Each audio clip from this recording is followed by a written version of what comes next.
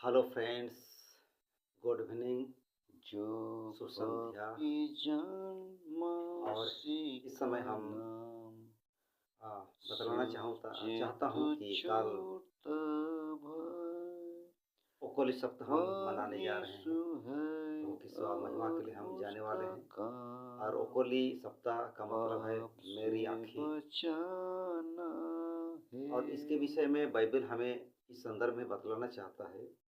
भजन संहिता का 25 का 15 में यहाँ पर इस प्रकार से मिलता है प्यारो, मेरी आँखें सदैव यहोवा पर टकटकी लगाए रहती है, क्योंकि वही मेरे पाँव को जाल में से छुड़ाएगा।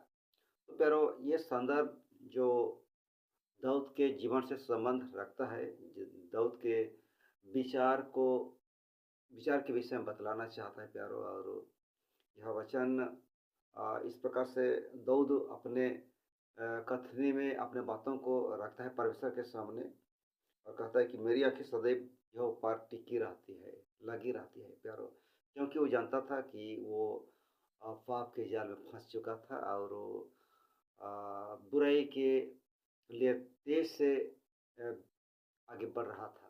लेकिन उस जाल से, परीक्षा से प्रभु बचाना जानता है, इसलिए उसको विश्वास था कि प्रभु ही उसको बचाएगा। और इसलिए प्यारो, उसने सदैव बुराई के आड़ में रहने पर भी और तो भी उसका एक विश्वास था कि परमेश्वर पर कि वो